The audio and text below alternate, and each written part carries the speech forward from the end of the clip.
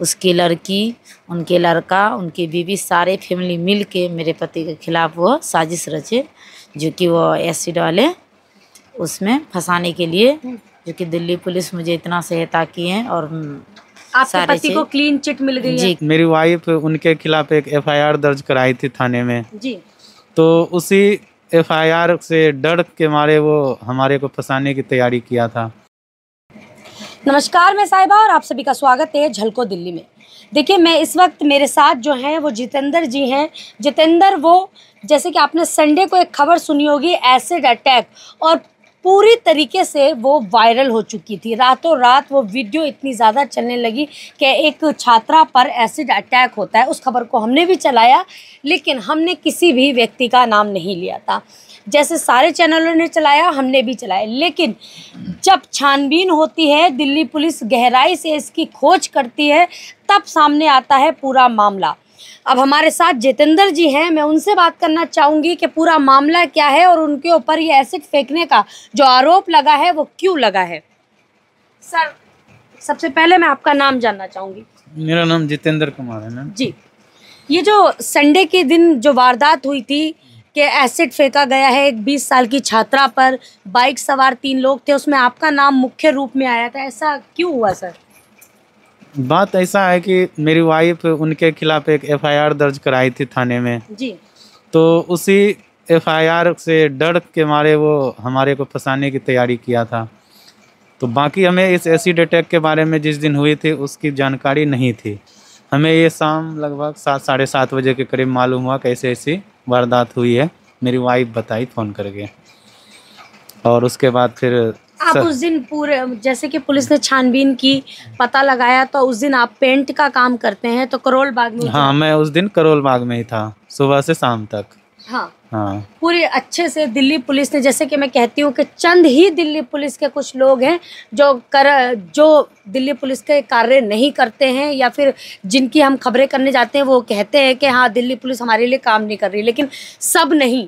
आप देखिए इस केस में कितनी बारीकी से तफ्तीश की होगी कि पूरा मामला 2 दिन के अंदर छान कर निकाल लिया और बेकसूर को सज़ा होने से बच गए। क्या कहना चाहेंगे आप? दिल्ली पुलिस ने जिस तरीके से, हमारे को ये दिल्ली पुलिस बहुत पसंद आई, इसलिए कि अगर कितने होते हैं कि आनंद फानन में बंदे को गिरफ्तार करते हैं, जेल भेज देते हैं कुछ, लेकिन स्टूडेंट का था। हाँ, लेकिन ये हमारी सारे डिटेल निकाल लिए।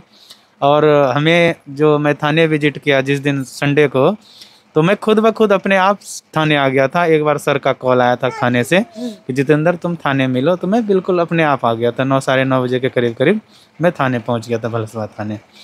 फिर वहाँ से हमारे से पूछताछ हुई, जो भी पूछा हम बता दिए बढ़िया से। उसके बाद फिर मेरे को वहाँ से रात लगभग 12-1 बजे भरतनगर थाने ले गया। फिर वहाँ पे मैं वहाँ भी थोड़ी बहुत पूछताछ हुई, फिर मैं रात वहीं रुका। और फिर सुबह हमारे जितने भी साइट पे गए थे हम वहाँ पे विजिट किया, वहाँ CCTV फुटेज वगैरह जो भी था सारा लिया, और उसी के आधार पे हमको निर्दोष साबित किया और क्लीन चिट मिल गई। अच्छा, क्लीन चिट आपको मिल गई है, लेकिन अब आप कह रहे थे कि अभी भी हमारे ऊपर खतरा मंडरा रहा है। हाँ, ये धमकियां दी जा रही हैं। हाँ, ये तो है कि हमारे ऊपर खतरा मंडरा रहा है, इसलिए कि वो पहले भी हमारी वाइफ को ये सब धमकी दे चुके हैं कि ऐसे ऐसे अगर मान लो तुम आगे कोई कंप्लेन करेगी ऐसे वैसे तो तुम्हारे पति को नुकसान कर दूंगा, बच्चे को कर दूंगा। ये पहले भी धमकी दे चुका है। मतलब आपकी पत्नी के साथ वो गलत हरकत करते रहे, बर्बरता निभाते रहें, और अगर वो कंप्लेन कर देंगी तो वो सब पूरे परिवार को फंसाएंगे या फिर आपको फंसाने की कोशिश करेंगे। और उसमें साथ दे रही है उनकी 20 साल की छात्रा बेटी, सारे जो कि एक स्टूडेंट है। सारे परिवार मिलके उनके साथ दे रहे हैं, उनकी गलतियों की छुपाने की पूरी प्रयास कर रहे हैं। उनके सारे परिवार इसमें शामिल है। उन्होंने अपना जुर्म कबूल किया है। हाँ, कबूल किया है। क्या कहा है उन्होंने कबूल किया कि मैं खुद से ही अपने बेटी के ऊपर एसिड डाल के, जितेंद्र, हाँ वही जो भी है बाथरूम क्लीनर के तौर पे, तो वो खुद ही कबूल किया है कि हमने खुद डाला था और जितेंद्र को फंसाने के लिए कोशिश किया था। बाकी जो 2 लड़के हैं उसके बारे में तो आप लोगों को मीडिया में पता चल ही गया होगा कि वो उनके ही रिश्तेदार हैं। हम उनको दूर दूर तक नहीं जानते। मतलब वो जो 2 लड़के और थे वो उनके ही जान पहचान के थे, मुख्य रूप से आपको फंसाने का काम था। मेन टारगेट हम ही थे। हाँ मेन टारगेट आप थे। हाँ जो कि उनका जो मकसद था वो कामयाब नहीं हुआ, दिल्ली पुलिस ने उसे फेल कर दिया। हाँ, दिल्ली पुलिस बहुत बढ़िया काम किया इसमें कि जल्दीबाजी एक्शन में आया और सारे डिटेल निकाला और उसको एक्सपोज किया। अभी भी छानबीन जारी है। हाँ, अभी भी तहकीकात जारी है। हमारे साथ इस टाइम अब जितेंद्र जी की वाइफ जुड़ चुकी हैं, मैं उनसे भी बात करूंगी क्योंकि पूरा मामला जो शुरुआत हुई है वो इनकी पत्नी से ही हुई है। क्योंकि इनके पत्नी के साथ उस जो लड़की थी जिस पर एसिड फेंका गया था, जिसने खुद डाल लिया था, उसके पिता पर इन्होंने एक केस डाला, एक शिकायत दर्ज कराई थाने में जाकर कि वो इनके साथ बदतमीज़ी करते हैं, गलत व्यवहार करते हैं। ये उसकी सज़ा है कि इनसे बदला लेने के लिए इनके पति को फंसाया गया। मैं आपसे जानना चाहती हूँ कैसे शुरू हुआ पूरा मामला जो कि इतना भयानक रूप ले लिया। मैम, वो जो अकील खान है वो मुझे ब्लैकमेल कर रहे थे, धमकी दे रहे थे कि मतलब उसके फैक्ट्री में पहले मैं काम करती थी, उसके फैक्ट्री में मैं काम करती थी। वो धमकी, मैं उनका काम छोड़ रखे थे, वो फ़ोटो वीडियो से मुझे ब्लैकमेल कर रहे थे, धमकी दे रहे थे कि तुम्हारे पति को मार देंगे, ये वो बहुत सारे धमकी दे रहे थे। इसी की शिकायत दर्ज में की थी भलसवा डेयरी थाना में।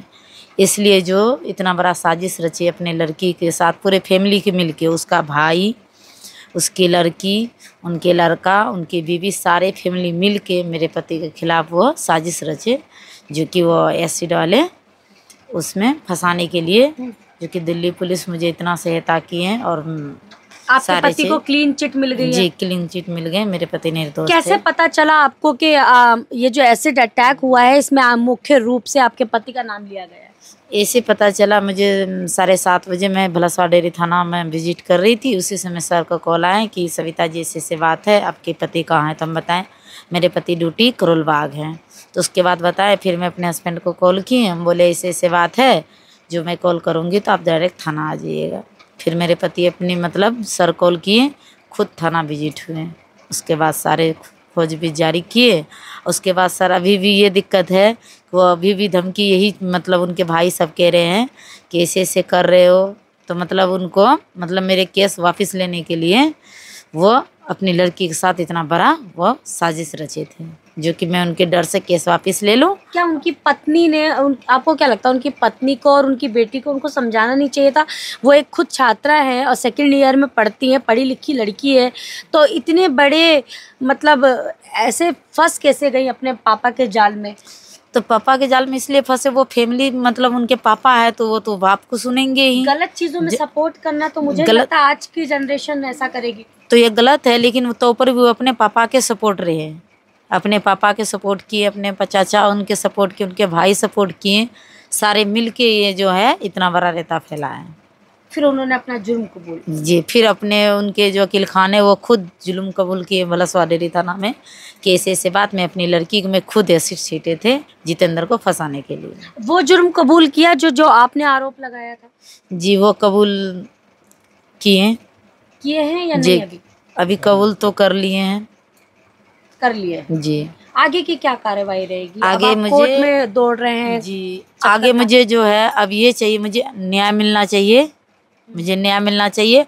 और जो उनके भाई वकील खान, उनके लड़का इनुस खान, उनकी लड़की अलीसा खान और उनकी बीवी, सारे की कार्रवाई की जाए कि मेरे पति पे ये गलत आरोप जो लगाए फर्जरी, उनके कार्रवाई की जाए, जो कि मुझे इंसाफ चाहिए। ऐसे किसी भी व्यक्ति के ऊपर इस तरह से आरोप लगाना ये ठीक नहीं है। और दिल्ली पुलिस बहुत अच्छा काम किया है। दिल्ली पुलिस ने इस बार 24 घंटे के अंदर आरोपी को गिरफ्तार कर लिया, जिसने ये पूरा जो मास्टरमाइंड था, जिसने ये साजिश रची थी, उसको ढूंढ निकाला और उससे जुर्म भी कबूल करवा लिया। उसने खुद से अपना जुर्म कबूल किया कि मैंने जितेंद्र को फंसाने के लिए अपनी बेटी के साथ मिलकर ये कांड किया है। आपने जितेंद्र जी और उनकी वाइफ की बात सुनी ली होगी और आप हमारी वीडियो में देखिएगा कि उन्होंने क्या क्या कहा, क्योंकि ये शुरुआत कैसे हुई और इसका अंत कैसे हुआ। तो इस खबर में तो बस इतना ही। तब तक के लिए नमस्कार।